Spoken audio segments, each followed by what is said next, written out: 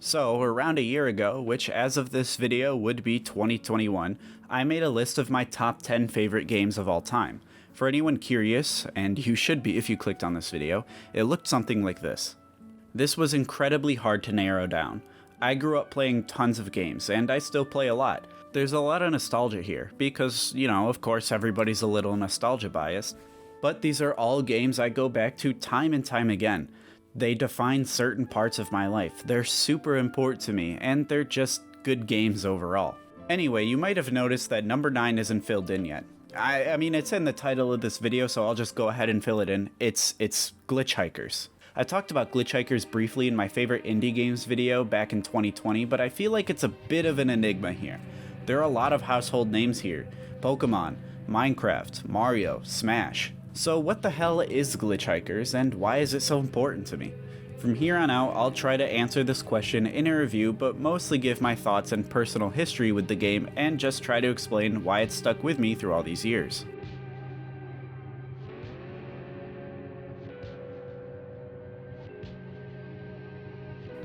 "2012 through 2015 was an interesting time in indie games. The release of Slender the 8 Pages had popularized the Unity engine, which allowed small, independent developers to experiment with making games easier than before. In the years following Slender, we got indie classics like Gone Home, Rust, Ori and the Blind Forest, and Hollow Knight, all made on the Unity engine. Glitchhikers, now known as Glitchhikers First Drive, was one such game, developed by Silverstring Media and released in late May of 2014. Its price is pay what you want, including free on itch.io. However, you can pay $10 for the wonderful soundtrack. In Glitchhikers, you drive along an endless stretch of highway late at night, more specifically 1:30 in the morning. Along this drive, you pick up 3 hitchhikers, listen to their stories, and that's it. It takes a total of 20 minutes to complete. Okay, look, I know I'm not exactly helping myself by listing this next to juggernaut games like Breath of the Wild or Xenoblade, but just hear me out. Glitchhikers was specifically designed to capture the feeling of being alone with your thoughts at night, where your mind tends to wander to things bigger than yourself. What is our place in the universe? If the universe is always expanding, what does it keep expanding into?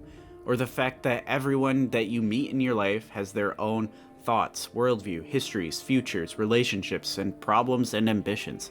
You may be the main character in your life, but not in everyone's. They have lives just as wonderful and complex and as heartbreaking as yours. Author John Green has dubbed this the night feeling, a sort of terrifying emotion you get at night. A kind of intense longing for something, but you're not quite sure for what. Or feeling nostalgic for a time or place that doesn't exist, or in fact never existed in the first place. This isn't something I can describe accurately with words, nor can I make someone who has never had the night feeling understand, but if you know, you know. So the night feeling is something I got a lot as a teenager, and I mean I still do, but I used to get it a lot more back when I was a teenager and my hormones were all out of whack. And I think I played Glitchhikers at a perfect time in my life because it captures this feeling damn near perfect.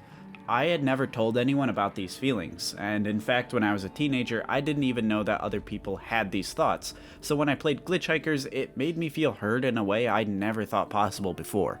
In your time with Glitchhikers you'll pick up hitchhikers who are human, most of them aren't, and a couple are, maybe? As mentioned previously, you'll pick up 3 of these hitchhikers. However, there's a pool of 6 total that the game chooses from at random, with the first one always being the same. As you travel with these hitchhikers, you'll discuss a variety of topics like childhood trauma, universal connectedness, suicide, existential nihilism, fleeting romance, and how our current methods of understanding the universe aren't that far off from the ancient myths of long ago. Now these are all deep and broad topics, but the dialogue in Glitchhikers is written in a way that it's easy to understand. Accompanying the dialogue are some very nice low poly visuals that I think are one of the 2 trademarks of this game. The other trademark is the sound design. As you drive, you're accompanied by your only constant companion throughout the entire game.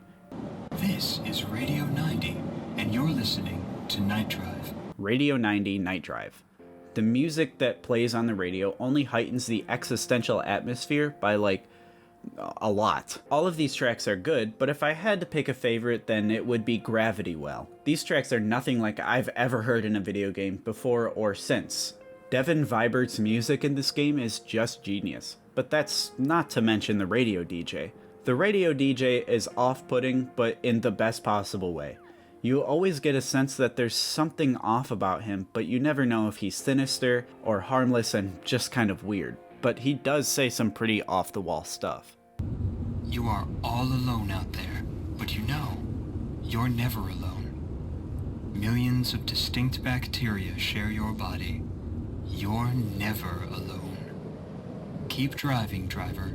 There are stars above you even in the day, and they are watching. His tone of voice is absolutely perfect for this game. The other thing I think is really important to mention is that this game delves into very deep topics, but conveys these messages in a way that's very relatable. Driving late at night is an almost universal experience that I think everyone has done. Where there are no other cars on the road, reality is just you and maybe whoever else is in the car. It feels like the universe almost stops at the edge of your headlights, and seeing another car is almost an event. Speaking of that, a little side note, I think a brilliant mechanic in Glitchhikers is that yes, there are other cars on the highway. However, you can't see them. In fact, you can't catch up to them. They speed up when you do and slow down when you do. They appear in the distance as small shadows with taillights. It's a great way to show that you're alone, but you're not alone, if that makes sense. Now, this game isn't without its flaws. No game is, but I think this is just to show everyone that this isn't totally biased. I feel like more sound effects could have been used. For the most part, there's just the steady hum of the engine and the subtle click of the turn signal whenever you switch lanes. The silent text boxes feel a bit awkward, so maybe some sort of subtle speaking sound effects. Again, something subtle, not huge loud sound effects like in Banjo-Kazooie. Also, the gameplay can be a bit off-putting for some. Throughout the entire 20 minutes, there's not much. You look left and right, switch lanes, speed up and slow down, and select dialogue options. And that's it. The dialogue you pick doesn't really affect how the conversations go. They might say something slightly different, but that's really it. Now, I have no problem with this lack of gameplay. In my head, it's meant to capture the kind of highway hypnosis feeling you get when driving down long stretches of road. The kind of state where you sort of forget you exist while you drive. Anyway, from now on, I'll be describing what makes Glitchhikers so important to me and why it means so much. I played Glitchhikers in early June of 2014, June 3rd to be exact, just over 2 weeks after the game was released. Back in 2014, I was going on a lot of road trips, 8 to 10 hour car rides to visit cousins and other family in different states. This was something I had been doing since I was too young to remember, but those night drives were something I always remembered. My brother would be snoring next to me in the back seat. My mom would be up front driving, playing music quietly on the radio because she thought we were both passed out and she was just trying to stay awake. I had these trips a lot, and eventually I got into the hobby of competitive Rubik's Cube solving. And these competitions were usually far out, 9 hours or more, and when you're on the road for a while going to different places that you'd never seen before, there's a lot to think about. Eventually, my mind started to wander back to the conversations in Glitchhikers, and I was traveling a lot in those days. Conventions like MagFests, seeing family in different states, Rubik's Cube competitions, so I thought about these conversations a lot, in the context of Glitchhikers or separately. This led me to replaying Glitchhikers a lot. I would replay it every few months from 2014 until, well, now. Finding all the different hikers, choosing different dialogue options, and listening to the amazing soundtrack over and over again. And that soundtrack, oh my god. As mentioned before, I used to get the night feeling a lot, and the soundtrack was a nice way to kind of calm me down in a way. Not that I was panicking or anything, but you know. And I'd listen to the soundtrack a lot while in the car on the way home from Rubik's Cube competitions, or sometimes I would take walks around my small town late at night, walking along those deserted sidewalks illuminated by the orange hue of streetlights while thinking about the meaning of the universe. I think my favorite moment was the 2018 Rubik's Cube National Championship in Salt Lake City, Utah. I went with my dad and we flew out from Rochester, New York to Salt Lake, but opted to take the train back home so we could see the mountains and such. We boarded the train on Monday morning at probably 3 or 4 a.m. and didn't get back home in Rochester, New York until about Wednesday, so basically 3 whole days on a train, which was something I was not used to. We didn't have a sleeper car either, so it was pretty much just sitting for that entire time, minus small stops and a layover to switch trains in Chicago. Now imagine those night drive thoughts, but to the max for 3 days straight. I thought about a lot. At first, I thought mostly about my results at the Rubik's Cube competition, but most importantly, I had just graduated high school about a month and a half before. Where was my life going? Was I satisfied with all that I had done before? Not only that, but the first YouTube channel I had created had just turned 10 years old, so at that point I had been doing it for over half my life. There was a lot to reflect on. And Jesus, that means my first YouTube channel is almost 14 now. Shit.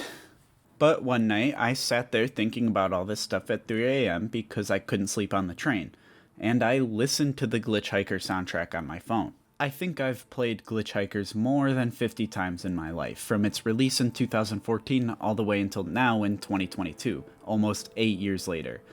And I should say I've played some of Silverstring Media's other games. Stories and Smoke was very good, but Glitchhikers was just the one that stuck with me the most. And I think that, long story short, this game is so important to me because it's relatable. I often have these thoughts, and I took a lot of late night drives growing up, and even up until the start of the pandemic. So why am I telling you this now? Well, there's a second half to the story. One that, even as of writing and uploading this video, has not been finished yet. A side of the story I am unbelievably hyped for. More than 7 billion people on this world.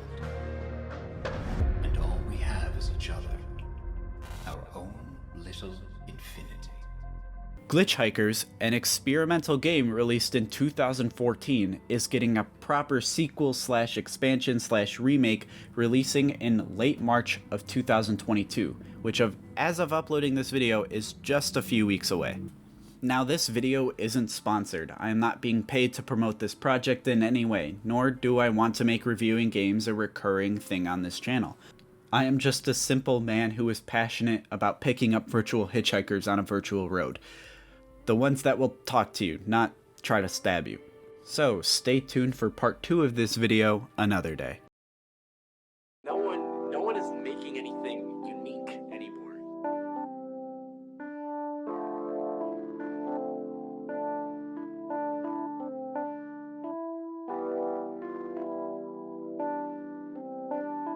It's really sad to see.